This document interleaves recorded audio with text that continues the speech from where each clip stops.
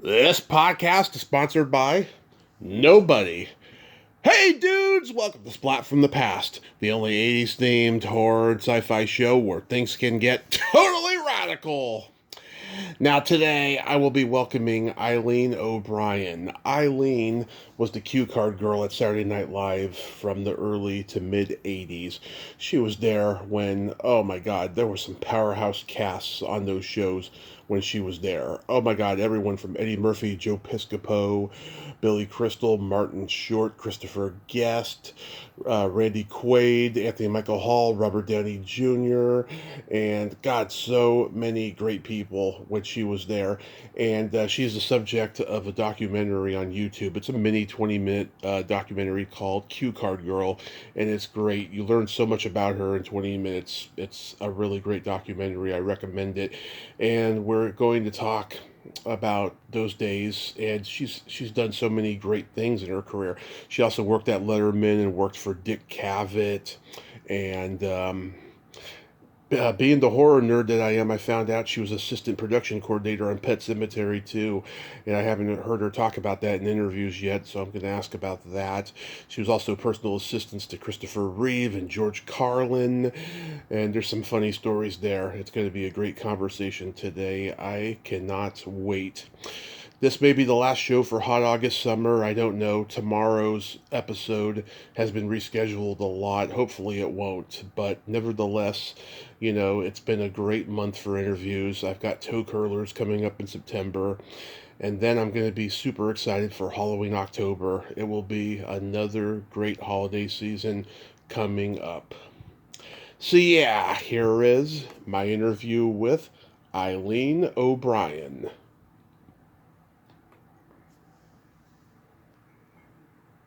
Hey Eileen, welcome to the show. How are you today? I'm good. I'm good. How are you? I am spectacular. This is such a great honor. Thank you so much for taking the time today. Oh, well, not an honor so much as it's going to be fun, I hope. Oh, it's going to be super fun. So, going back in time, you were originally on the trajectory of teaching. Is that something you wanted to do early on in your childhood?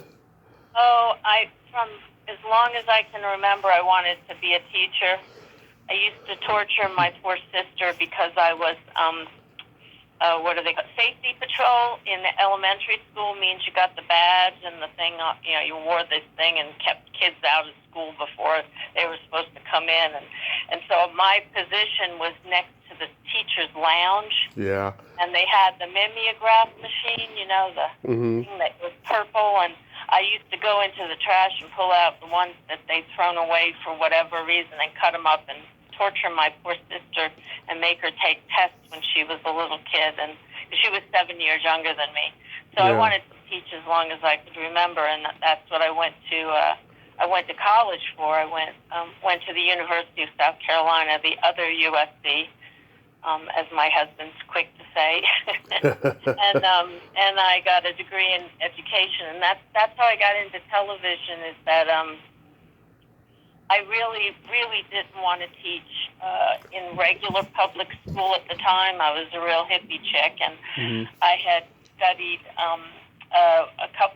I'd taken a couple of courses at the time. The Ford Foundation funded this program called University Without Walls, and basically it was classes that were named like Geography 101, but what you were doing was reading Carlos Castaneda and discussing it at a bar. And yeah, it was a very, very alternative education. And I met this gentleman who was a teacher in this course, and he had studied at Colgate, a pretty famous teaching college, and he introduced me to alternative education. So when I graduated, I, didn't do what everyone else did, which is go straight to public schools. I was really devoted to the idea of alternative education, and I continued to work as a waitress at the Red Lobster, which is how I paid for my education. I always say to the young people today that it's such a tragedy that they've been put into these positions of being so in debt for their education, because in my day, you could afford to go to college by working at the Red Lobster, as a waitress. And, and nowadays it's like, ridiculous what they've done to this whole generation.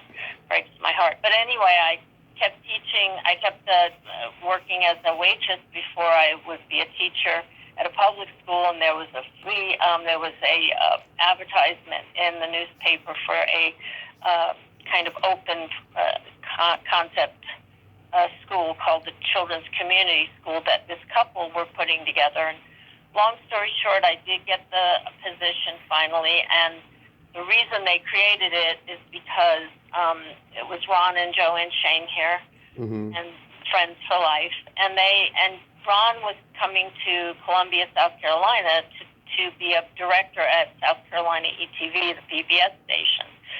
So, unbeknownst to me, I was all of a sudden thrust into the world of TV, because I used to take my students over there to the studio, because this is 1974. There's no videotape. There's no way you watch anything unless you just turn the TV on live, or go to the movie theater. Right? Hard for the generations today to even understand that, but there was no way to see anything unless you went, at the moment. So I had this fabulous opportunity to take my kids and show them movies at the PBS station, and we would go into the control room, which his daughter called the button room. She'd say, "Oh, we're going to go in the button room," because that's where the switcher was. And I was just fascinated by the whole environment. It was almost like a moment where you just, I tell people, if you feel a sense of belonging somewhere, you better listen to it, because it definitely means something when you get that feeling, and that's the feeling I got. So it wasn't long after I talked my way into a position as a production secretary, and I did that and tried desperately to get on as a production assistant. Long story short, I ended up being offered a camera position, and I ran camera for many years and loved it. But unfortunately, the cameras got smaller, but not so small that I could have it on my shoulder. I was at that time 100 pounds soaking wet. So I couldn't do the ENG cameras, electronic news gathering cameras that we had. Ikegami's was what we had. We actually, South Carolina ETV had some of the best equipment in the country. Yeah. Because it was funded by the Senate, by the state government, and it was part of the state government. You were a government employee when you worked there. So we had the first Ikegami's, we had the first Chiron. It was amazing how much stuff. We had the first CMX editing, along with like 2 or 3 major networks throughout the rest of the country. So we were way ahead of our time there, and so that's one of the things that many lucky things that happened to me in life. So because of that, I ended up in TV. I thought, I'm going to be an educator that teaches on television, because, it was the same time when Sesame Street was started, and so I saw that as a sign, that, and also we were South Carolina Educational Television. They did a lot of educational programming, kind of straight to the schools, So I thought that would be my path, but I ended up, of course, going more in the direction of entertainment, and was very lucky early on. Worked with some really renowned individuals, and you worked during the great performances, right? Yes, I worked on great performances. We covered Spoleto, which is an arts festival in Charleston, South Carolina, and it's still there. Spoleto is the name of an Italian village that Giancarlo Menotti, who is an opera composer, his American famous move was Amal and the Night Watch, or the Amal. It was a Christmas special that was, I believe, it might have even been shot at NBC at 8H. Wouldn't that be odd? I never looked into that. But it was broadcast, early on in black and white. And he had come from Spoleto. The village was dying. This was in the 70s, the early 70s. And basically, he wanted to save the village. So he started an arts festival, and he brought it to this small village. And then in the late 70s, like I think around 76, 77, he did a tour of the United States. He wanted to make it a festival of two worlds, is what he called it. Mm-hmm. And so he toured the United States looking for the right sort of town to do this in, and he picked Charleston, South Carolina. So myself and a number of people worked actually on a film documentary about him and about the festival, and then he brought the festival to Charleston, I want to say 77. So we would do productions. We would cover the festival. It was a 2-week arts festival. Mm-hmm. It was opera, plays. It was pretty much all the arts. Dance, lots of dance, lots of opera. And so we would often cover one or two of the big events, and that would be for great performances. So I got to work with amazing people. I mean, Brian Large, who was a famous opera director, but my big moment and the most important moment in my personal life was when I started working with Emil Ardelino, who was the director of Dance in America, which was part of Great Performances. He had previously been a dancer, and we got to be really tight because he was a New Yorker, and he loved the fact that I was a New Yorker, born there. Mm-hmm. So I would always understand when he wanted, a deli sandwich or whatever. It was just a natural connection. And Emil went on to be the director of Dirty Dancing. Oh, yeah. And but we got to be very, very friendly. Lots of, days and hours in the edit room editing dance programs. And we worked together at the American Dance Festival, which was moved from Connecticut to Durham, North Carolina. So we did a number of those. So my first job, I met my husband and got married in 1980. He was a cameraman, and we met and got married in a month. We actually got married in Charleston because we got the license while we were working at Spoleto. Mm-hmm. And we couldn't, and we'd call each other every morning, and I'd say, well, I got to, I'm working on this at 2 o'clock, and we could never match our schedules to get married. Mm-hmm. Very, what would you call it, last minute decision. And so we finally decided we'd just wait till after the festival's over and come back down to Charleston and get married. So fortunately, my mom and my sister lived there, so they were the two people that showed up to be at the Justice of the Peace in Charleston for us to get married. And then almost immediately, my husband said to me, I want to move to New York if possible. He was very ambitious. He was wanting to be a director. He ended up being an editor.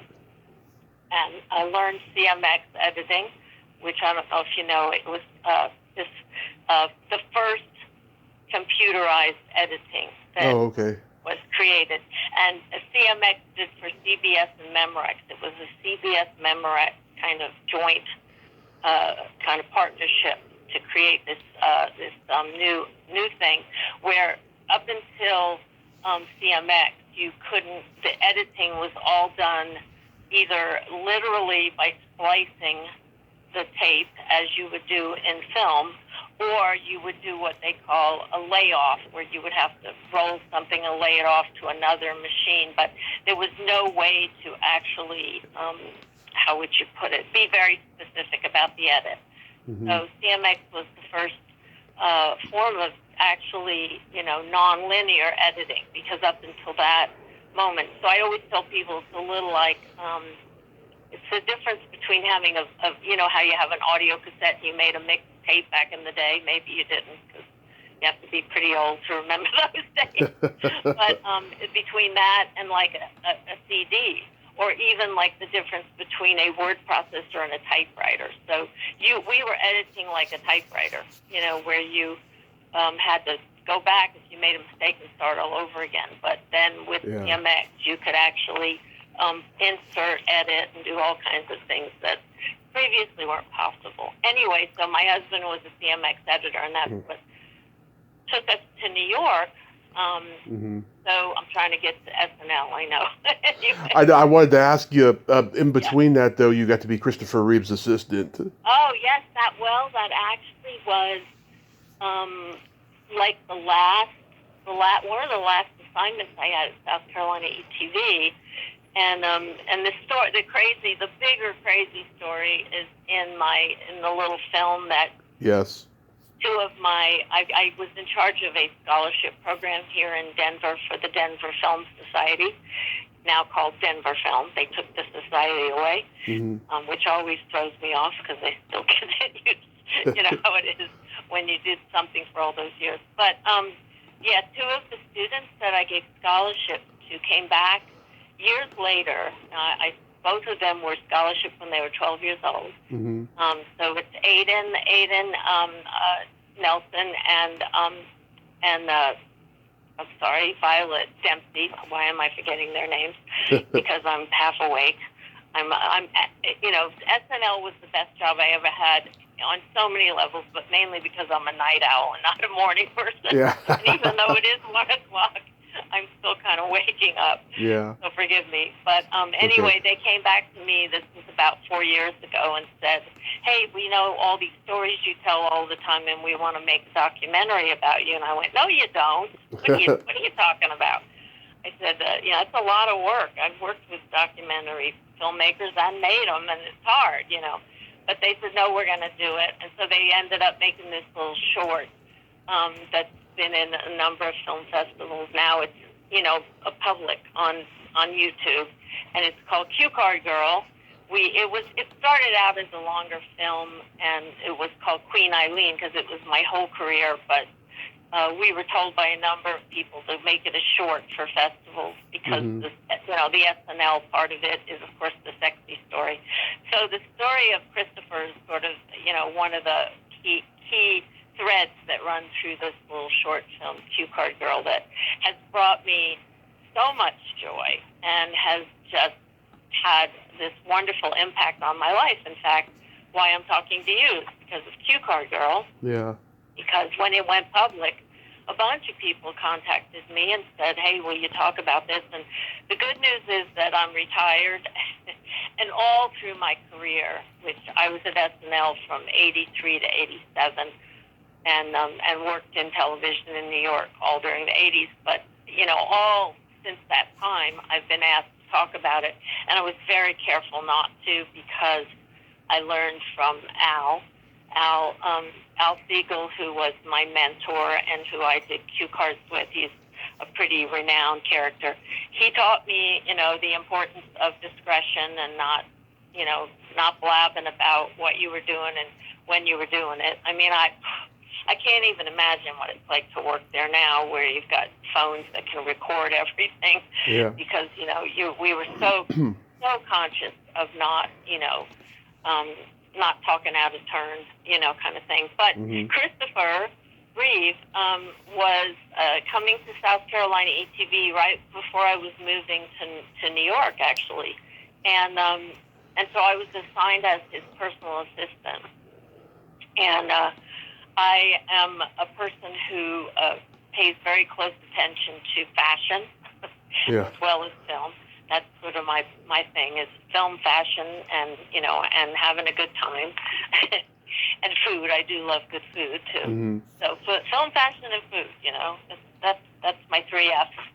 And so I did a lot of research on him. Meanwhile, my husband and I had literally just married a few months earlier, and he came to town to do a series that I'm sad to say I can't find it anywhere. It's called Real Journeys, REEL Journeys, and what it was a co-production between South Carolina ETV and Saul Terrell from Janus Films. And what Saul was, in fact, the first person I worked for when I moved to New York was Saul because of this series. Saul was this real incredible, how would you put it, sort of bon vivant type of guy. And he started and owned Janus Films, which you may or may not know, like the home of most of the classic black and white films. So we had previously done a series with them called Cinematic Eye, which was actually the first film history series ever on television. It was a multi episodic series that I don't know if Criterion might have it, hosted by Bernie Dunlap, who was the professor at the time at USC who taught film history. And so we had done this production. It's an incredible, if you can find it, it's really a magnificent history of film. And I always joke when people say, well, did you go to school for film? Well, I went to school in the 60s, late 60s, early 70s. So there was no film schools except New York and LA. But I went to film school because I was the stage manager, the floor manager for Cinematic Eye for the whole thing. And we ended up getting nominated for an Emmy, actually, for that series. It was pretty incredible. And so we've done that with Janice, and so they came back and they said they wanted to do a children's program where basically Saul wanted to use a lot of the classic films that Janice owned. And so it was a film series, and it was hosted by Christopher. And so I was assigned, he was doing the intros and outros and wraparounds, so I was assigned to him. And I did research, and I found out that he flew his own plane, because in those days there was no Google. Yeah. You just had to, I went to the library and pulled out magazines and just figured out who he was. And I mean, of course I knew who he was, because Superman had come out, and I was obsessed with Superman as a child from the George Reeve era, right? Yeah. So the movie was just major in my life, in that I was just, of course, dreaming about someday meeting Superman, Yeah. And guess what? He showed up in the makeup room. He was sitting in the makeup chair, and I walked in, and I wore a sort of Amelia Earhart one-piece jumpsuit. I mean, people do this all the time now, but I did it before. I think it was kind of, what would you say, the thing to do is that you dress for the situation, but that was kind of my bag always. And right. I wore this jumpsuit, and I had little airplane earrings. They were little B-52 bombers, and I walked in, and it really worked, because he looked at me and went, "Love that outfit." And he's saying this, while he's having all the makeup put on and everything. The first thing I noticed was that his chest was all covered in kind of a rash. And I don't know if you know, but the suit gave him, he was allergic to the first suit. Oh, yeah. Yeah. Yeah. So, and I went, and of course, because as you can tell, I like to talk. And I sort of speak my mind. I went, "Oh my God, are you okay?" And he went, "Oh, that's from the suit," And he kind of told me the story. And from that point on, we were really, we meshed.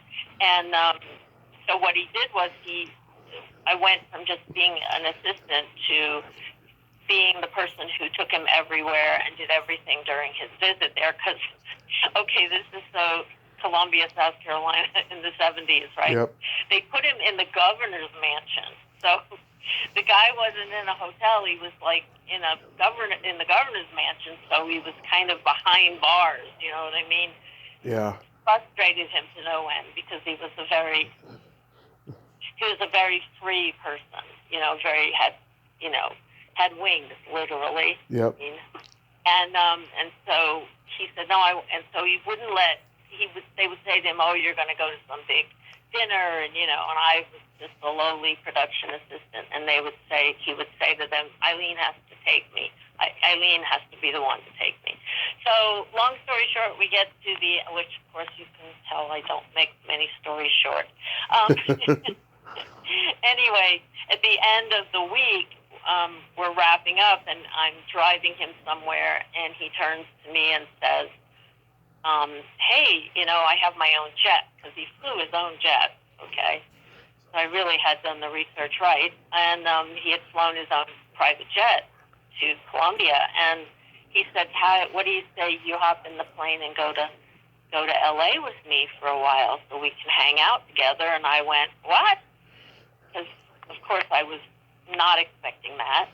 Because he wasn't, I want to make it clear, he was not in any way inappropriate. He was just flirting, Yeah. And so I turned to him and I said, I was married a month ago. And he said, well, my girlfriend and I, we have an understanding. Jane Seymour.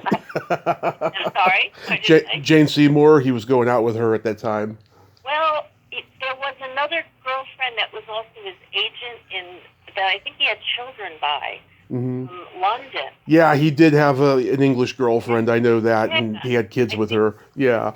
I think they had children together. I'm not sure, but whoever it was, I wasn't clear on that. Still, I'm not. But I said to him, I've only been married a month. We haven't had time to come up with an understanding. Yeah. Right? And he went, are you turning me down? I said, well, yeah, I think I am, And he was I think he was in shock because, of course, I was young and it was like the time of your life where you would do crazy stuff like that. But I had decided that if I didn't start, my marriage, which was in and of itself was a fluke, with honesty, I'd be in trouble.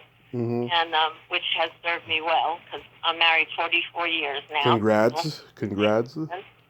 Yeah, and so he went, okay, well, that breaks my heart, but I understand it. He met my husband, who had been editing and been in the edit room like all night and all day that entire time, and people from the office from the ETV crowd would go into my husband's edit room and say, "Don't worry, they're just friends." And he'd go, "What are you talking about?" Right? So at the wrap party, he went up to my husband and said to him, he said, "You're a very lucky man." And Chuck was like, "Okay, whatever." So afterwards, Chuck said to me, basically, are you going to tell me what happened between you and Christopher Reeve? I said, "What are you talking about?" And he went, "Come on, something went on. I heard about. He told me what what happened to him." And so I said, "Okay, here's what happened." And I thought, well, I just got to throw in for the truth and see what happens. And he was so amazing. He looked at me and he said, "So let me understand this." And I thought, here it comes, right? Jealousy. What did I know? I'd been married a month and I knew him for a month. So it was like 2 months into knowing this person. And he said, "So number one, you turned down Superman for me." Yeah. I said, "Well, yes, I did."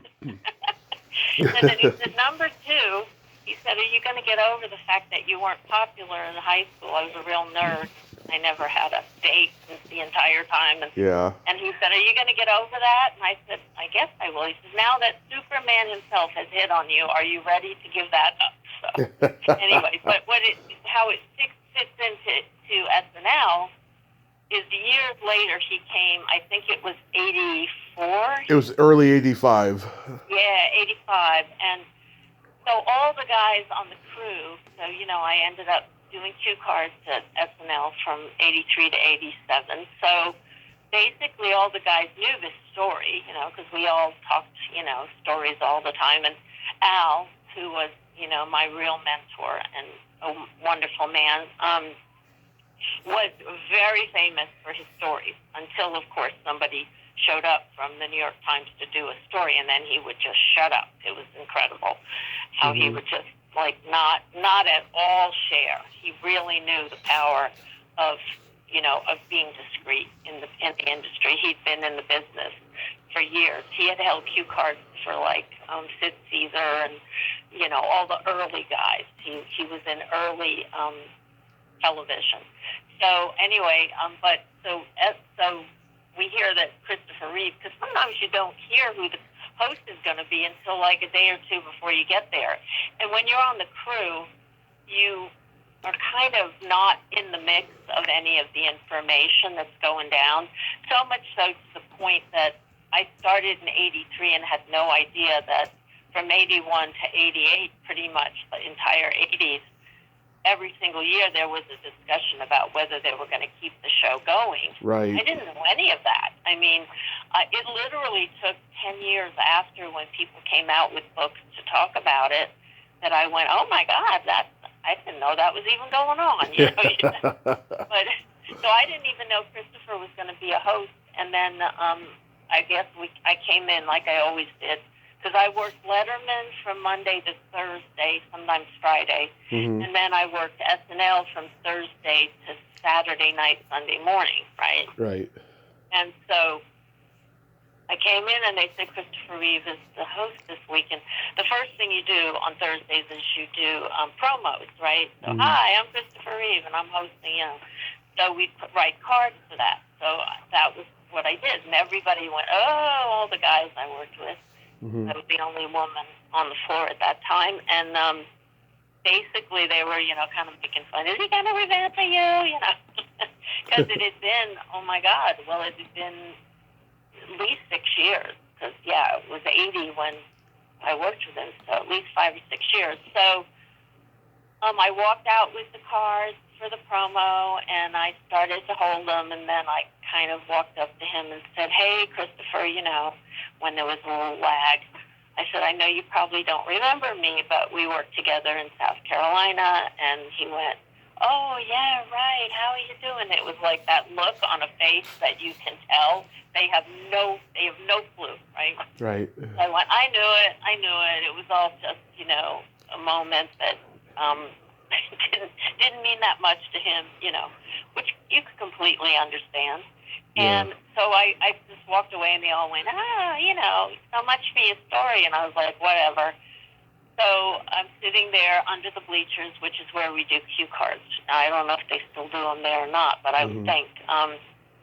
So right under the bleachers where you see the audience goes up, under there is like a whole space that is filled with set designers, and in fact, we were in the same space as the scenic designers that do all the painting and all the work for the sets and everything. That's where we hung out, and that's why they use cue cards for splatter. They used to use our used cue cards to put underneath the walls to keep the paint from splattering. It's pretty funny when you think about the recycling that was going on. Anyway, so I'm sitting there, and this one of the PAs walks up and says, Eileen, Christopher would like to see you in his dressing room. And I was like, oh my God, what have I done now? So I walk in, and he says, close the door. And I said, hey, how you doing? He said, oh my God, I'm so sorry. Of course I remember you from South Carolina. And I said, okay, so, I meet a million people. I said, I know, I understand. He said, so do you and your husband have an understanding yet? Yeah. The minute, right? The minute he said that, I went, okay, he really does remember. This isn't just some sort of random, comment. And I went, no, I said, I can't believe you. Oh, well, you can't blame a guy for trying. And I said, I can't blame a guy for trying. And so we hung out that whole show, and it was magnificent. I mean, that Saturday Night Live Superman audition sketch is hilarious. It's one of the best ever. Yeah, it tells the truth about Hollywood in a nutshell when you go to an audition. Yes, it does, and that's the one actually that Aiden. So he was the editor. He and Violet directed Cue Card Girl, but he was the editor. And I swear, I don't know where he found the clips. I would tell these stories, and he would find the clips to go with it. It was just unbelievable. Yeah. The internet and YouTube, and I guess just the world we live in now. There's places out there, and he found that clip. He found the clip of Robin Williams, who was one of my all-time favorite hosts that we ever loved had. him. Human beings. He found the clip, and apparently it was removed from the show. That is, because they do have the shows playing. I think NBC and Lorne. I think, because Broadway Video, I think, owns most of them. Or I don't know if it's a co-thing or whatever. I know that Letterman ended up, Letterman and Dick Cavett. I worked for Dick Cavett. He owned all of his shows. He made sure that he kept the rights to them over the years, and I'm not sure. I think Lorne has probably done that too. I don't understand I don't know. legality of it all. But the fact is that I couldn't believe that I would tell these obscure stories. Speaking of which, people like you and Ian, Yep. my God. Ian says hi, by the way. Oh, he was just a sweetheart, and I couldn't believe it. I was so terrified because, hey, how many years? It's been almost 50 years. I mean, the 50-year anniversary is coming up, and I was there for the 10th anniversary. I have the 10th anniversary jacket. Yep. Proud. I have two. I have the one that has the big SNL in bright red on the back of my silk jacket. I have that one, and I have the corduroy one that's the 10th anniversary. And so all these years, I forget so much, and Ian scared me. I'll refresh your memory, too. Yeah, I was going to say, you guys, I have to tell you, you've brought such joy into my life. Oh.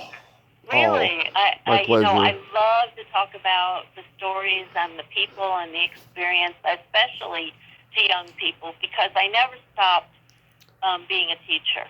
I had all throughout my career, because I went from TV production, which I did up until about 95, and then in 95, my husband's work took us to the south of France, and totally a fluke, I ended up working at the Cannes Film Festival. So in 95, I sort of switched over to, not for any other reason, but it just was what happened, to working film festivals. So I did Cannes for almost 5 years, and then I did Sundance and ran the Savannah Film Festival for years, and then I ended up in Denver. I actually was the producer of the Denver Film Festival in '99, and then we left, and I went back to New York for a brief period. Yeah. My uncle passed away in Brooklyn, and basically, I said to my husband, if we could go back to Denver, I'd love to do that. So I came back to the Denver Film Society, where I had worked in '99 as the producer of the festival, and it was a much bigger organization now. It's one of the premier regional and sort of community festivals. There's two types of film festivals. There's those that are industry. So you got your Cannes, you got your Venice, you got your Berlin. Now you've got, of course, Sundance comes later, and then you have, Tribeca comes even later. And AFM is actually not a film festival, but a market. Right. But and Chicago, I believe, is the oldest American film festival. I'm not positive about that. Right. It's up there, and Chicago, San Francisco, those two have been around a while, but Denver's right below them. Denver's like the third or fourth. It's like 47 years old. So anyway, I got here and loved it here, and so I've been here. Nice. The longest I've been anywhere is 15 years here. Yeah, but so, I love to have. I have had interns my whole life. Mm-hmm. That worked under me or volunteers, and they kind of become my students, I guess, Yeah. And then here I actually got to run the scholarship program for Young Filmmakers Workshop, which was a summer program that taught 12 to 18-year-olds filmmaking. It was like 2-week workshops that was going great until the pandemic hit, and then they had to close it down, and they haven't come back up again. But I've kept up with a lot of my students, and that's how I ended up with this lovely short film made about me, and that has just, I got to tell you, just brought joy to a 72-year-old life. So you get to Saturday Night Live, and I've talked to Robin Duke, and I've talked to Gary Kroger, and they've told me about how hard it was replacing the original cast and all of that stuff. But it was such an amazing time when you look back and you see all the work that was there and stuff. But you get there, so the fall of '83? Yeah, well, what's really fascinating is how I got the job. Yeah. So I literally, when I was in Columbia, South Carolina, I don't know if you remember, there was a time in the late 70s where they had this, they were saying that anyone could be a host, right? You were supposed to put in for this host thing. And so my dear friend, Karen Spoke, and I dressed up as the Blues Sisters instead of the Blues Brothers, and we got actual pro, what would you call it, still shots made of us. And I still have them. They're adorable. And then we wrote a whole scenario and we put it into, and sent it in because, of course, being the old hippie I was, we watched. And then, of course, I was a camera woman at South Carolina, and we had Monty Python that played on the PBS channel. Yep. And then SNL didn't come to Columbia at first. That a lot of the local networks didn't play it, and finally it came, and we started to watch and became obsessed with it. So when we moved to New York in '81, everybody joked when I was leaving, the station. The next thing you know, you'll work on SNL. And I was like, yeah, right, and they gave me like buttons that said almost famous. I mean, it was really a running thing, right? Mm-hmm. And of course, when I got there, it was hard, really hard, because I had been in a non-union environment, and I'd moved into the most union environment that existed. And so almost all of the kind of work that I did, I was a camera woman, I did floor managing, which was my favorite thing in the world. I loved that, and was really hoping to do that. But that was the DGA, so very difficult to break into that. I tried a couple of times to, figure out how to do it. It was a real complicated thing. And so I ended up, the first job I had, though, was with Emil Ardolino, who had not quite yet directed Dirty Dancing. He was about to do it. Or Sister Act. Directed, what? And directed Sister Act and Rumpelstiltskin in Fairy Tale Theater. Yeah. His last, I think, was The Nutcracker with Macaulay Culkin. Yes. One straight up. He was the most magnificent man, and he hired me for a shoot for, I think it went on one of the new cable networks. Cable World was just turning on, and everybody that had a network, it was kind of like the time, how things are now with streaming. TV is always fluid, and they all thought they were going to make these art channels, right? Art channels. And so ABC had ABC Arts, which turned into A&E, and then there was CBS had Black Tie. I can't remember who we did it for. We might have done it for PBS, but it was Shakespeare in the Park with William Hurt, and William Hurt was the star of Midsummer Night's Dream, which we ended up calling Midsummer Night's Wet Dream. Yeah. Because it rained the entire time we were there. We were in a truck out in the middle of nowhere, and that was my first introduction to unions and to the union situation, because I was Emil's, as I had been in the past for great performances and such. I was his, what they call control room PA, which means you're the production assistant who sits in the control room and runs the stopwatch. I mean, the AD does a lot of that, but you're the kind of the person who then feeds the AD the information, who feeds the director the information when you're shooting live. And basically also you're keeping what's very, very expensive time code notes, which means you're taking, that time code, which is that 6-number thing that is, embedded in the tape and tells you exactly where that moment is. In film, they call them, what's the word? It's edge numbers. And so basically it's an electronic version of that. So they use that for editing, and then you often do the editing director with your notes, which is what I did with Emil. And so he right away gave me this opportunity. He was just so amazing. A real loss. He died of AIDS. Yes. In the end of the 80s, we lost him, and broke my heart. But he gave me my first job, and so I was just like, I had no idea how it was to work in a union environment, but we had all these, stage hands, and of course we had the truck drivers. What do you call that union?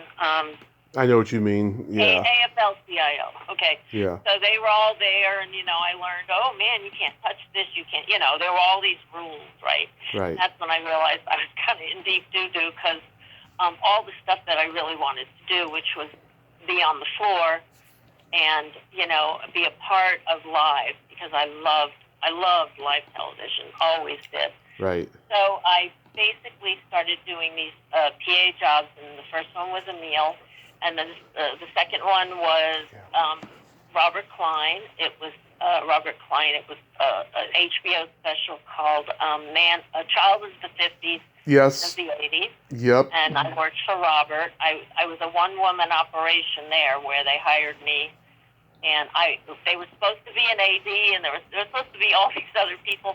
And then I think this happened to me a lot in my career. They went, oh, she can do all this. So I ended up sort of running the office, and it was an incredible kind of one-woman show. And then right after that, I got hired by the company, which was owned by and run by George Carlin. Yep. And he and his wife, Brenda. Brenda was... Oh, did you know Kelly? And no, she did visit a couple of times. I've had her on. Yeah, that's why I had to ask. I love her. Well, I love George. George is the one person throughout my career that always picked up the phone, literally. Yeah. And was just so good to me. George and I really bonded over when I ended up buying a hamburger in the Park South Hotel, because this was for the HBO special, Carlin at Carnegie. Yep. And I was his personal assistant. I was Brenda's assistant, and I was the control room PA on that show.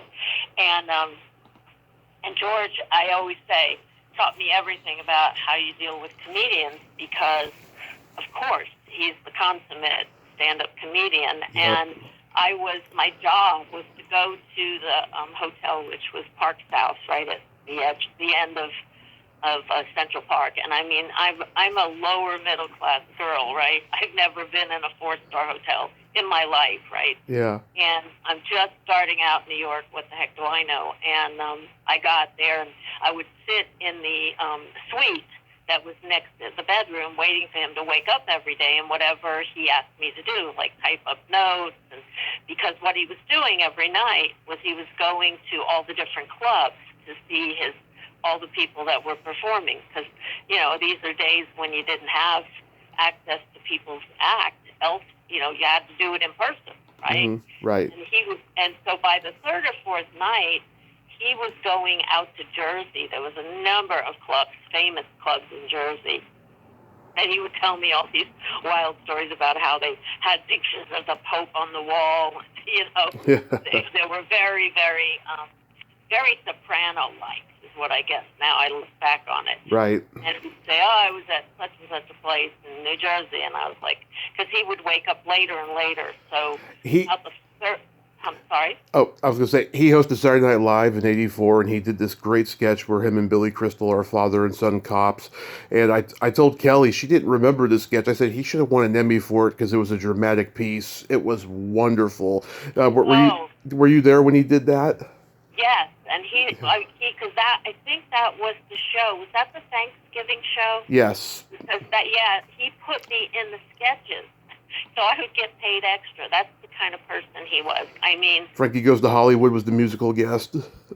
Yes, that was it. And he put me, and actually, Aiden found footage of that sketch. He was playing a stand-up comedian as a pilgrim. Yeah. Oh my God. And he knew that if I was in the scene that I would get paid under $5, SAG-AFTRA. And that's, Letterman knew this. He was a genius about this kind of thing where he knew putting people, besides it being just good comedy, he knew if you put the cast, the crew in the scene, they would get extra money and they'd feel like very grateful, And not only that, it was a way to show your appreciation, And so I knew none of that. And so Carlin, of course, knew how, Dave was doing it. I'm sure it came from Dave. And he said to me, I'm going to put you in this scene because I need you to sit up front and hold the cue cards. And I kind of looked at him cross-eyed because he hardly ever used cue cards. He memorized. He was a savant when it came to memorization. And I went, okay, George. And then later they came to me and said, that was my first time I got SAG-AFTRA pay. And I went, oh my God, I got like $500. And he went, yeah, thanks, you're welcome, or what, very, very low key, but he knew what he was doing, right? He knew he was putting me in the scene. And years later, oh my God, when I left and when I lived in France for 5 years and worked at Cannes, that was from 95 to 2000. In 2000, we came back to the States, and I was in LA before I started working at Sundance. And I was just desperately couldn't find work. It was crazy because I was in this weird space where I had been in television production, but I hadn't worked it for 5 years. I'd been in film festivals. I was trying to get back into TV, and it was just a strange time. And so I made calls to everybody. Yeah. And people were nice, but I mean, like Robin Williams' assistant called me, so did Billy Crystal. So, a lot of them did, respond to, hey, if you ever need anything, call me, which was said quite often when you were, especially when you saved somebody's ass, on live TV. And so George used to always say to me, anytime. And so I was sitting there one day in LA and not knowing what the next step was. I didn't realize that just the next day I was going to be offered. Yeah. To work at Sundance. And the phone rang, and I picked it up, and he went, Eileen, it's George. And I went, George who? I was like, and he went, George Carlin, you called me. What do you need? And I said, oh, George. I said, so great that you called me. He said, well, tell me what's going on. So I told him, and he said, Eileen, you know me. He said, I don't do lunch. I don't kiss ass. I said, oh, I know, George. He said, but I will do what I can for you. He said, I do my special once a year for HBO. He's been doing a lot of Kevin Smith movies. He said, I love doing the Kevin Smith movies. He loved Kevin Smith. Yeah. Loved doing those movies. And he was so, as you can tell, just from that sketch, he has real dramatic chops. I mean, that man was just deep. Yes. And I've met Kevin. He's one of the reasons I have this podcast. He gave a podcasting speech at this event that he was doing. Oh, when was this? 2016. Oh, wow. Right before he died, right? No, Kevin's still alive. Oh, I thought you were before. It was before his heart attack. It was about a year and a half before his heart attack, and then he had to lose all that weight. No. I never got to meet George, unfortunately. Oh, I did do a radio show with his brother once, and he was just like him. Yeah, I believe it. He was just one in a million, and he basically had me a phone call like the next hour from one of his producers, and they were saying, hey, this is what we're doing, and, you could come in and interview. And I was literally going to meet with his producer the next day, and I got a call that morning to be to work at Sundance. So I called them up and I said, I'm so sorry, but, I've taken this position. And they were like, oh, yeah, we get that, But, I mean, that was the kind of person he was. And I saw him a number of times after that. He did come to Salt Lake when I worked at, and when I was at Sundance, and I went backstage and got to see him. And, yeah, I saw him quite a bit of times, just here and there. And then when this was so freaky. I was in New York for my birthday, so I can't remember what year he died. 2008.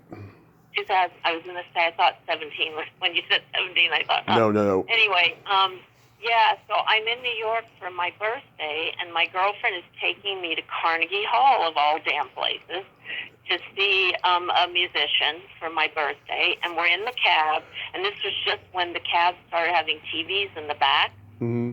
And I looked down while we were in the cab on our way to Carnegie Hall, and there was a picture of George. And I said, can you turn that up? And he had just passed away. Mm-hmm. And I said to my friend, who was not in showbiz, she was a doctor, I said, you have no idea. And I started to cry. And she was like, what's going on? I said, well, this is so freaky that this is happening while I'm on my way to Carnegie Hall. And George passed away, Yeah. And she said, oh, my God. I said, yeah, I know that it's not, it's not any kind of divine intervention, but it is pretty spooky. And it was very much the way my relationship with him was, which is he was in and out of my life, and when he was in, it was just magnificent. He was just the best man. I mean, and God, the funniest man. I mean, Yep. I got all his specials memorized. I love them all. I quote them on a daily basis, literally. Really. Yep. I have to say that I love that this whole new generation is dredging him up and putting him on Facebook all the time. Yeah. Sometimes they misquote, though. Yeah. It isn't him, but when they get him right, oh my God, it makes me so happy. It really does. So yeah, George was, that was a surprise too. I mean, that was a surprise that he showed up, because when I worked with him, it was, I think that was 81, 82, no, 82, I think. Yeah. 81. Around 82 is when he did Live at Carnegie. Yeah, it was Carlin at Carnegie. And I have a jacket from that, too.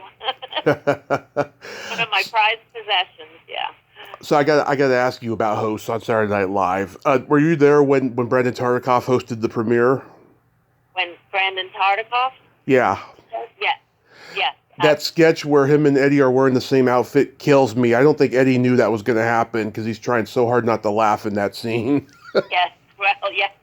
Yeah, and Eddie, oh my God. So I didn't finish telling you that. Uh-huh. So I started in 83, and what happened is, a friend of mine who was a technical director, he ended up being the president of Fox Sports. He was a genius in engineering. I went to a party at his house in New Jersey in 82, I guess it was, after I'd worked for Carlin, so it was 82. And I was really struggling with what to do next. And his wife said to me, well, what do you want to do? And I said, I want to be on the floor. I love floor managing and the excitement. She said, well, what about the thing where the words roll? And I said, teleprompter. She said, can you do that? I said, oh, yeah, when I was a crew member. Because when you're non-union, you do everything. I mean, we did audio, we did, you know, a teleprompter, we stage managed, floor managed. So she said, oh, well, Jerry Gepner, that was my friend, he hires people all the time to do that. And I went, just that? Like, I'm learning this whole union thing. And so basically I said, great. And Jerry said, I'll have somebody call you. So I get these messages on my little audio cassette player, right, machine, that, hi, this is Kevin Kay from Video Q, which was the name of the cue card company that did SNL, Letterman, and, of course, Carson. That's how Kevin became the person running the New York office, because Donnie Kay, who was his uncle, went to Burbank. Right. Carson, right? So, and he says, hi, and I didn't know any of that. Again, this is before there's Google.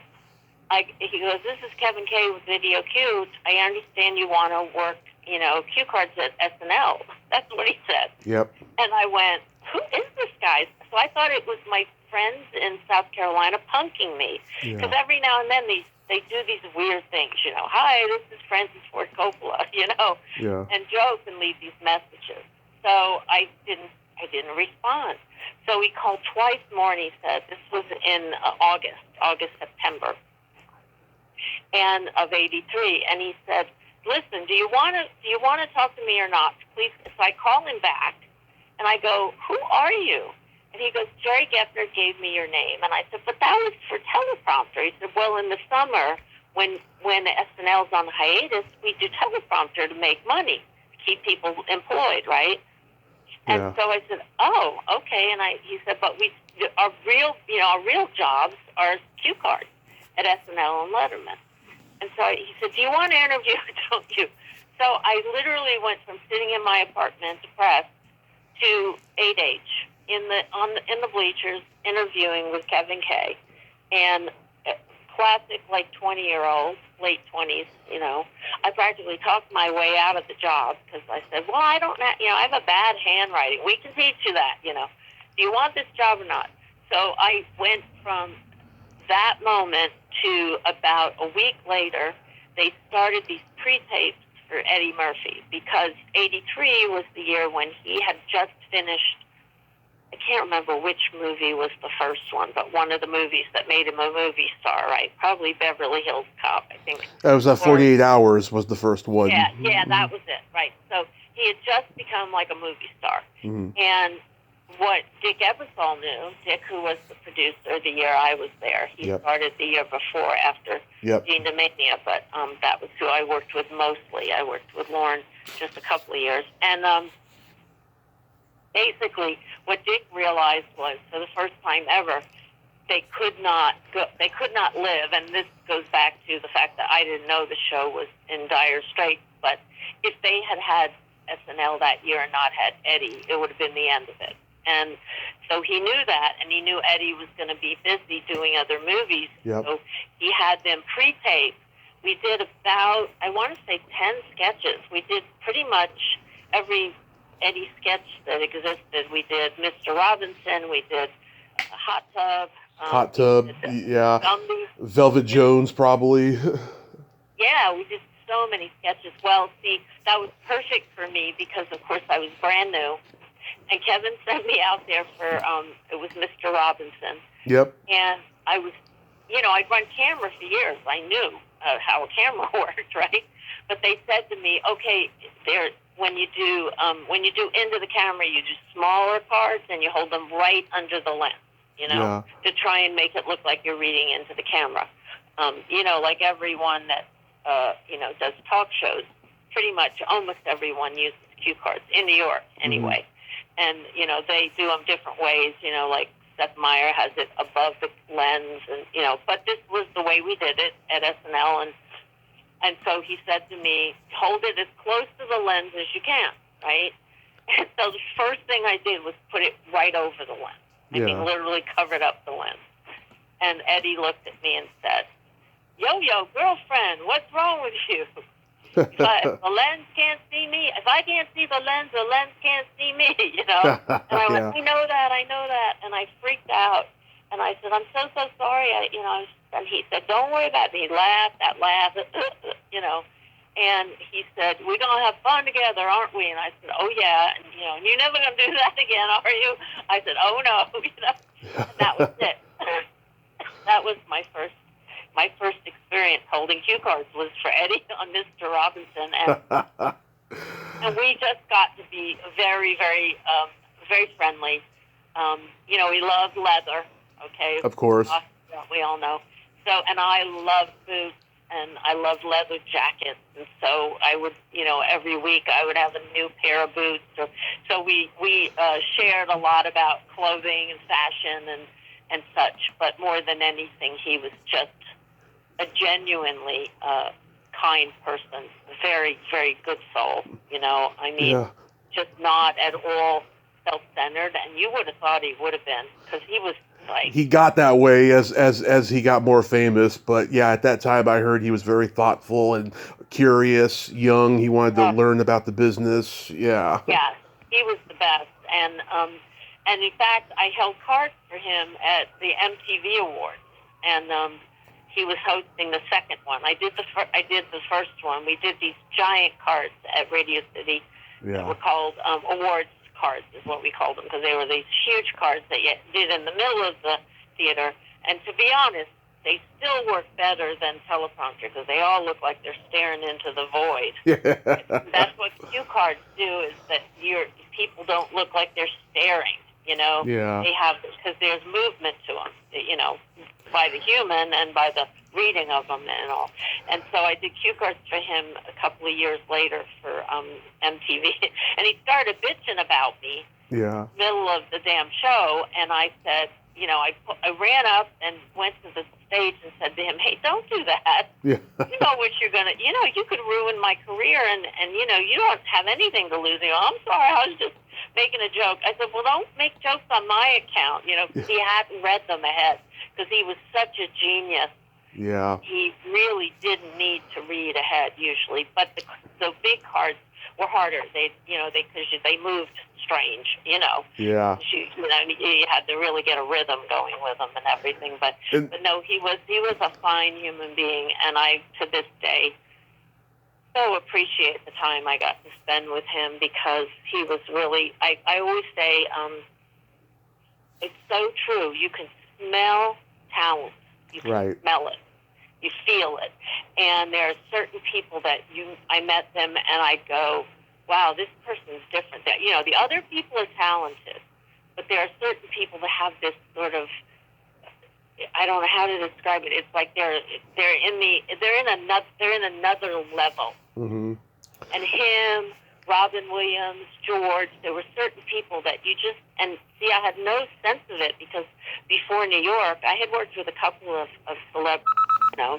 Yeah. Christopher Reeve and Theodore Bickel and Colleen Dewhurst, a lot of people from, you know, and of course people in the opera world and such, and dance, but I'd never been around, you know, really high level people, and so I had no idea what it was, and then I started to really sense it, and Eddie was the first person that I started working with that, you know, besides George, that, you know, that I just went, oh my God, he's got that thing, you know, I don't know what it is, but he has it, he's got it. And then Robin came along. Robin was a host. I can't remember what year he's done it a couple of times. Early 84. Yeah, 84. And then see, I quit in like 6, Mm-hmm. and I came back a couple of times in 87, and one of the reasons I came back was because Robin called me personally, and said to me, Eileen, you're the only one that can follow my crazy world, and, you know, and ad-libbing, and because I just had a real sense of how to work with him and how to throw cards away and go to the, you know, last card and get him what he needed, because you have to have in and out lines, you know, when you're in live TV. If you don't say you're in line and someone doesn't say they're in line or they're out line, then see the cameras, your live time editing, and so the camera, they don't know where to go, right? So. Right. In 2020, I interviewed Ed Asner, and I asked him about his Saturday Night Live hosting experience in 84, and he said the only thing he remembered was that he looked too fat on screen, and he's like, I need to lose some weight. That makes sense, because, you know, when all is said and done, there's vanity in everything that we do in this industry.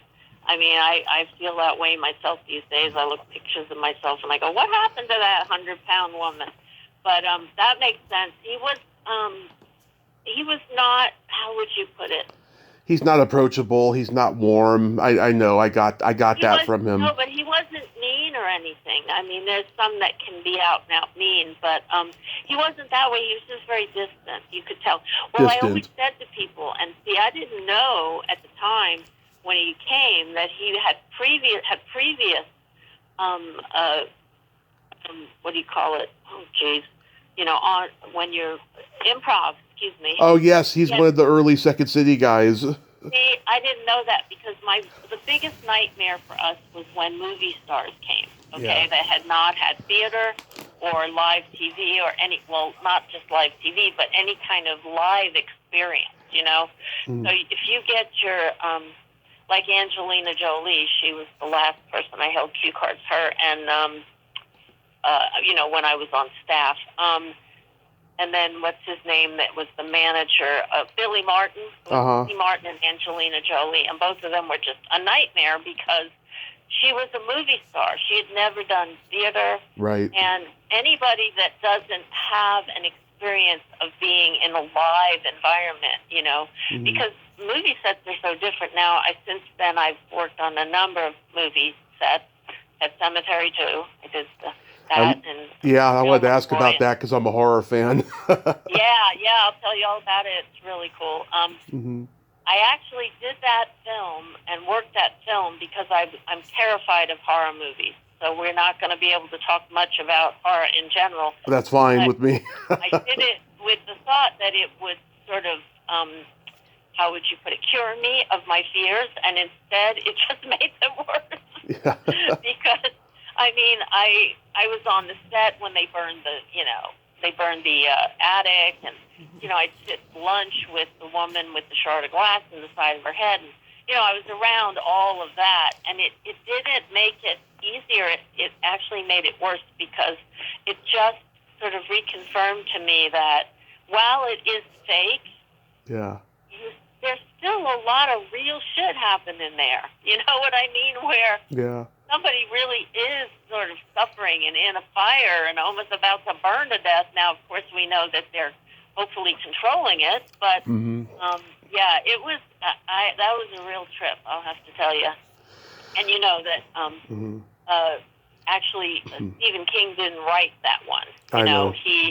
There was somebody else who wrote the script because he had written the previous. I'm not sure what went down again behind the scenes. I was the assistant production office coordinator on that, and I just know that they somehow or another managed to get someone else to write the script for that.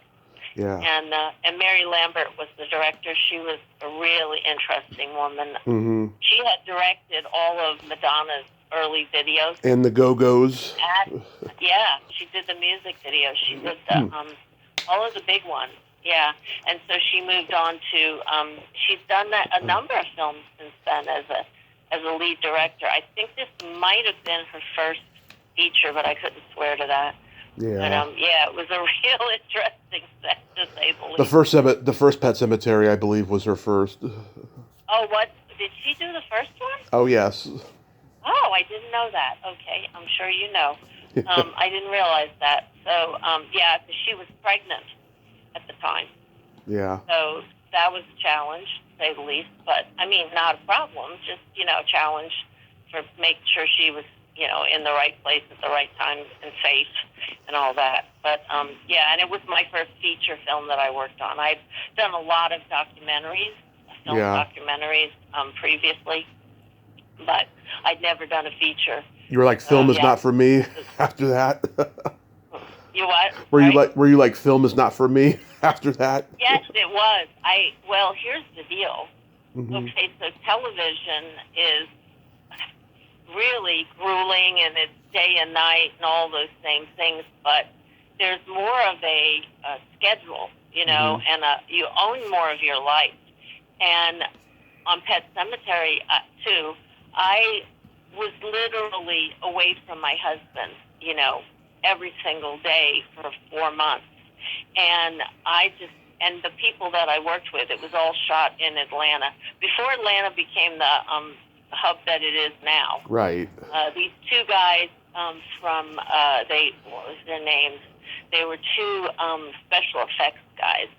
And they bought this land down south of the airport, and they built studios. They built, big, giant studios, and they shot Driving Miss Daisy there, just right. a couple of films. And, oh my gosh, I wish I could remember their names. But anyway, they were pretty famous for blowing stuff up, these guys.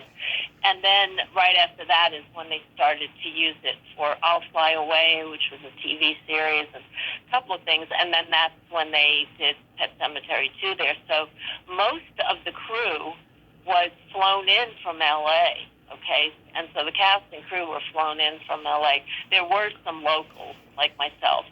But it was grueling, man. I had worked television, all those years, and it was used to that kind of, pace. But it wasn't that so much as that you literally were away from your real life for so long.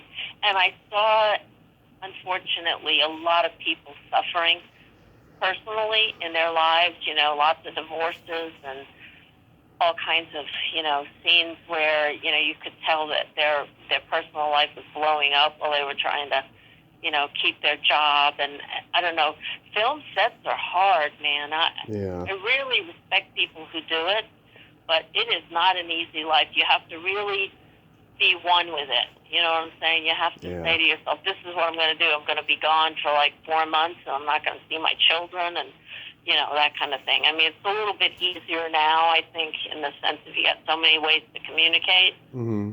But in my day, it was just phone, Right.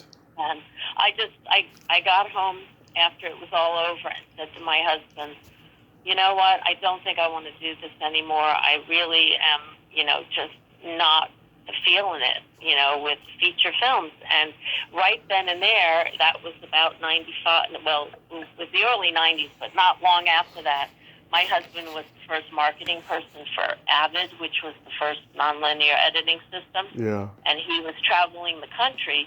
He got hired by another company that wanted to move him to Europe. And so in '95 we moved to Europe. So I kind of went, well, I worked on one other film that actually got closed down, but it was, what's the name of it? It was Kim Basinger and, the guy who was not Goose, but anyway, I worked on another film and then they closed it down. Val Kilmer.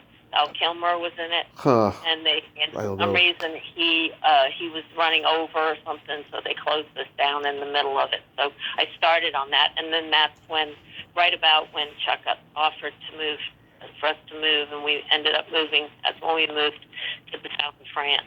Nice. In '95, but people who work features, I don't know how they do it. I really don't. But I'm glad I left that world.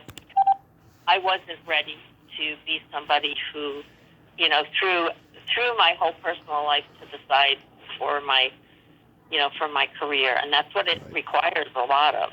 That you have to totally be one with that, that concept. And then I ended up in film festivals, which is, in its own way, is very demanding.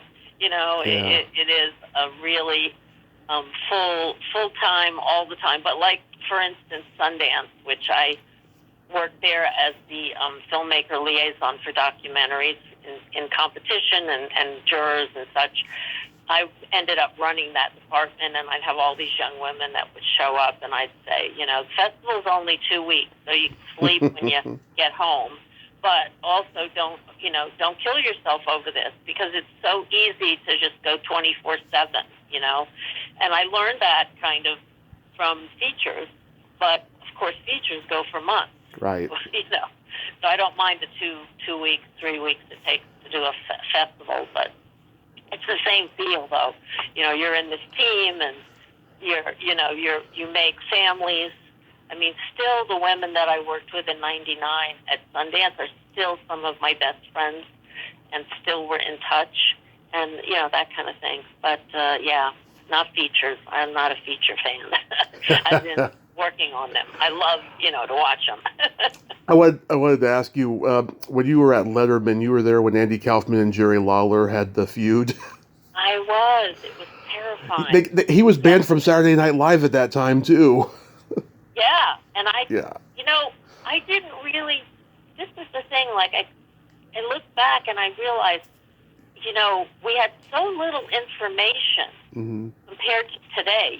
Today you walk into a situation and there's so many ways you can get information about whether something's real or fake, or, like I was saying to, I think, Ian, when Will Smith, slapped or whatever the heck he did. Chris Rock, yeah. Chris Rock, I literally said this to my husband. Well, that's a sketch. That was set up. Yeah, that's what I thought. And I went, and then it kept going, and I went, oh my God, maybe it wasn't, but that's just strange, because it was reminded me so much of the days with Andy and, and Sam Kinnaman and all those Sam guys. Kinison. They were so crazy, and yeah. I mean, when Andy came on the first time and did the Here I Come to Save the Day, right? Mighty Mouse, yeah. Yes, which was my favorite cartoon as a child. So I was. Well, one of mine too. I was charmed, But I'm in a studio. I'm doing the job. There's nowhere you can go, I'm going to Google this and see if this, you just don't know whether it's real or not. And you had no way to confirm it before or after. After him being on a couple of times, I went, I have no idea who this guy is and what he's doing, Mm-hmm. And it was really kind of, and so when the whole wrestling thing happened, I just thought, well, I don't know. He's just crazy enough that this could be real or it could be fake, and I don't think anybody knows. To tell you, although I think it was Mike, who is the Letterman podcast, that Mike Chisholm, I think is his. Yeah, I saw that interview too. Yeah, I think he knew that it was a setup, and he said that, but if they knew it, they didn't let any of us know. And, and that was Letterman. I mean, Letterman kind of worked off of a kind of, how would you put it, a rule of, the less you know, the better you are, because the funnier it is. And, of course, the colder the studio is, the more people laugh. I don't know if you know this, but he believed in the fact that people laughed if they were cold. So we started out, when I first started working there, which was 83, I mean, the studio was maybe like 60 degrees. Okay, by the time I left in 87, it was now like 40 degrees. I mean, you would walk in there and you would just freeze to death. Mm-hmm. And in part of, I think, because I trained Inky, that was Mendez. He took over from Kevin, so he was his cue card guy for forever. He went with him to to the Ed Sullivan. But he wore shorts, and I think it was his homage, kind of, or his way to kind of say to Letterman, hey, I can take it, because it was so freaking cold in there. I cannot tell you. And it was just that he had this thing in his head that the colder it was, the more people laughed. He wasn't wrong, I don't think. I mean, I do think if you're warm, you're sort of sluggish, Yeah. But it went kind of in a direction I think he didn't realize, because he got used to it, that kind of thing. Mm-hmm. But anyway, crazy times. Yeah, but I was there for that, and I was there for when Harvey Picard wore the strike shirt, because Harvey Picard, he's the subject of the film American Splendor. Have you ever seen that? Yes. Oh my God. Anyway, so he was there, and years later now, I'm very involved with a festival here in Denver called Series Fest. Mm. It's 10 years old, and it's this wonderful festival of independent pilots and basically television episodic. Mm. And the women who started it, I've become very friendly with, and I'm so proud of them. It's a great festival. And they had, I want to say 2 years ago, had Paul Giamatti as a guest, and he did his podcast live. Mm-hmm. And he ended up, they had to recreate that scene because NBC would not give him that clip for some reason, I guess because it was legally problematic, because it was about the union, right? Right. Because Harvey Picard wore the shirt, which I have one, because my friends all worked, they were all stage managers and, and cameramen, so I had one of the T-shirts. So I wore it to the podcast that Paul Giamatti's, I forget the name of it. It's a really great little podcast. Yeah, I've listened to it. It's interesting. They had Tom Hanks on there and stuff. Yeah, he does this very kind of free-form kind of, Yeah. But it has it with a scientist or something. Anyway, I wore the shirt, and Paul said, "Oh man, love that shirt." I guess that's a line I hear a lot. But I do work at it. So. How did you meet Darla Ray? Oh, Darla. Yeah. Darla and I are on the WISMCO, which is Women in Film and Media Colorado. I figured that's how you two met. Yeah, something related to the film festivals. Met way before that, because her film, one of her documentaries, played at the Denver Film Festival, mm-hmm. which I've been now, either working at or running since '99, right? Mm-hmm. And she had her film, I want to say, in the early, 2008 or so, she had one of her documentaries. I can't remember which one, but we met there. And now we are on the advisory board for Women in Film Colorado. So we both see each other, I'd say, 2 or 3 times a year at different meetings and stuff. And she's a very, very wonderful filmmaker. Yeah. Very. I was looking for a Halloween 1978 guest last year, because I've already talked to 3 people that were accessible to me in previous years, and I was just looking at the smaller role people, and I found her, and she was just so wonderful to me. Oh, that's right. She did all kinds of acting in her younger years. Yeah. I'd forgotten about that. Oh wow. Yeah. Yeah, she's a wonderful woman. We try very hard to be good advisory board members. Mm-hmm. Women in Film. I've been a member of Women in Film all over the world. I was in Women in Film in France when I lived there. When I was on SNL, okay, in the 80s, all the women that worked there, which were all PAs and behind the scenes, because there was one other woman that was an audio person that wasn't on the floor. She was behind the scenes, but mostly it was, men. And so all the younger women that were, younger then, they were my age, they all came to me and said, hey, we're trying to get into Women in Film, and they won't let us in. And I said, what are you talking about? And they said, they're telling us that this was the 80s, mid-80s. They said, oh, they don't want television, And I said, well, screw them. And we all got really angry, and we formed our own organization called Women in Television New York, right? And we had our meetings at the Friars Club because, see, we all had these great connections. I knew all the guys on SNL. They all worked. Some of them worked on Letterman, news, all kinds of areas. So they let us into the Friars Club. We had our meetings there, and all of our guests were producers of the shows. And so all of a sudden, the Women in Film of New York said, oh, maybe we should include television. It was like, I think they saw the power of what we did and realized their mistake.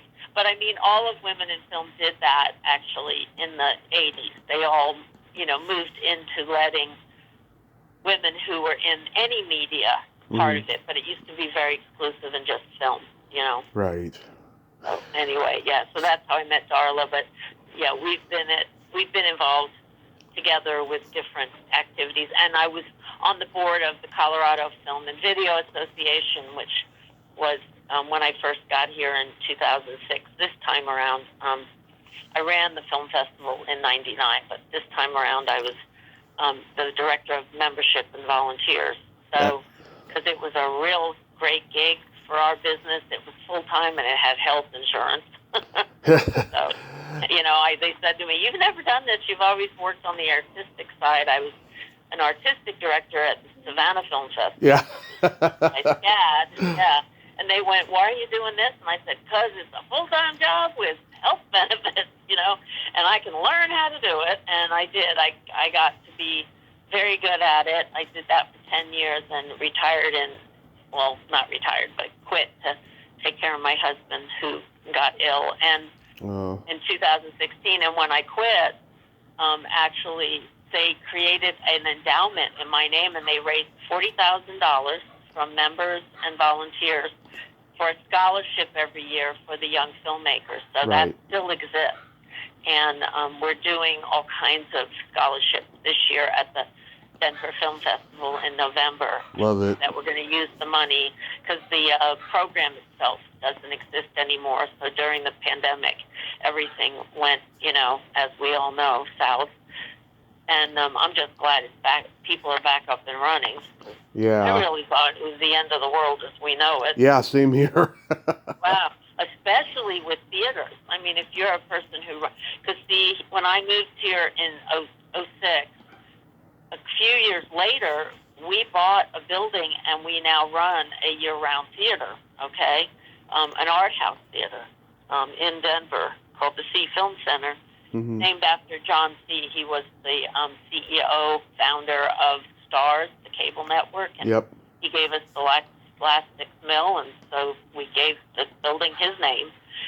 But when you get into the theater business and you're not just a film festival, oh my God, that's a lot of work and a lot of responsibility. And I swear to God, I was having a heart attack during the whole pandemic, not just for, human life, but for the life of the arts. I just was, oh my God, are we ever going to recover from this? Yeah. And it seems like it's, a lot of people suffered, but a lot of people got through it.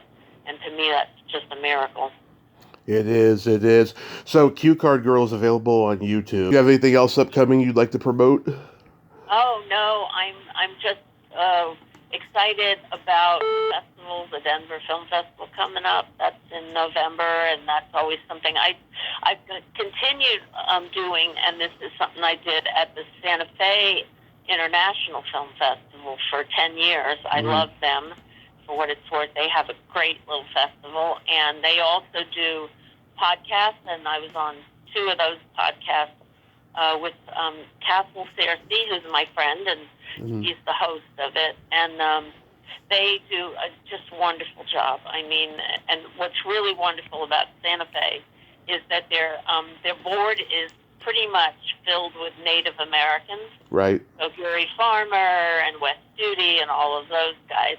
So you get this amazing sort of coverage that I didn't experience at a lot of other festivals until I worked at Santa Fe.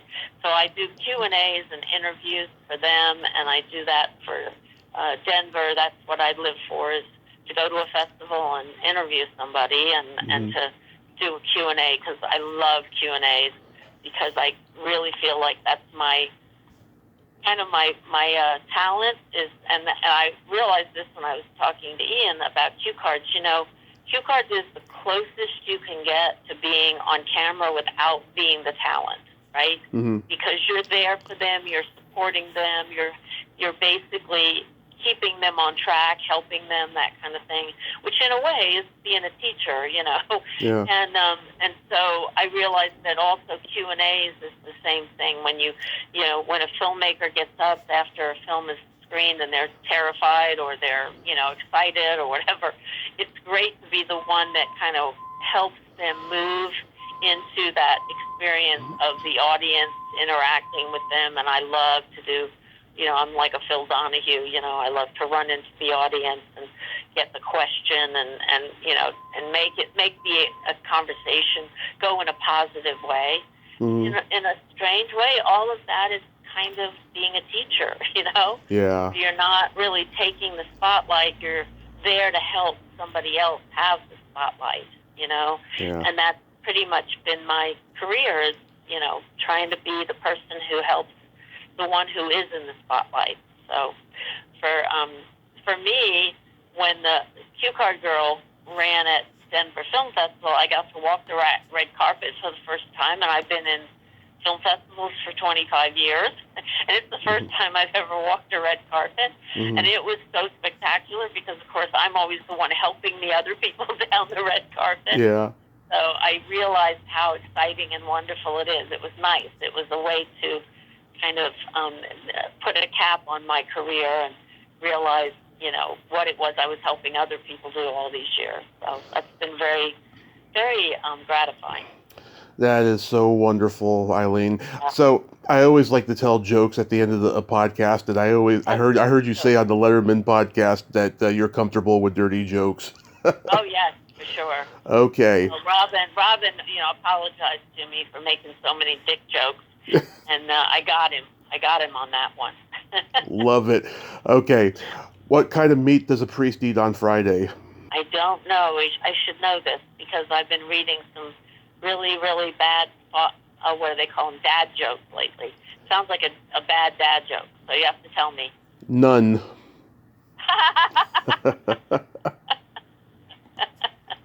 Oh, I got to tell my husband that because my husband is a real comedian. It's a shame that he didn't go that direction. He was an editor, but... What do you call a boy that doesn't masturbate?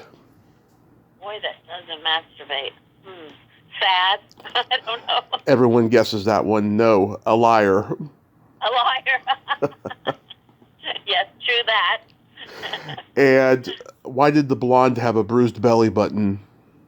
Oh, blonde joke. Oh, my sister would get you for this one because she's a blonde. Why did the blonde what? Have a bruised belly button. Bruised belly button. I don't know. Got me. Her boyfriend was blonde. Oh, God. Okay. Well, you know, what are you going to do? Exactly. Exactly. My sister actually collects blonde jokes because she's a natural blonde. Yeah. And she's not in the biz. She was a French teacher, and now she's in an assistant in a very high-level engineering company. Well, now you got you got 3 to tell. I got 3 more. Okay, she'll love it. Great. Eileen, thank you so much for coming on today. This was wonderful. Well, thank you, and I appreciate you and all the folks that do this, but I really, really appreciate that you guys care and want to share with us who want to share, Yes. And it's been a wonderful experience, so thank you again, okay? Absolutely. You have a great Labor Day weekend and be safe out there. Yeah, same to you. Take care, honey. Take care. Bye-bye. Okay, bye. Well, there you have it. Eileen O Brien, ain't she a sweetheart? Oh my God, what a nice laugh she had. And she loved to talk. I had so many questions, but it's okay because she gave me a lot of great info. I loved listening to her. I could listen to her all day. Go check out Cue Card Girl on YouTube. You'll love it. It's a very fascinating mini documentary. She should write a book. Well, until next time, this is Tommy Throwback Kovac saying there's no shame in living in the past because the present sucks. Later, dudes.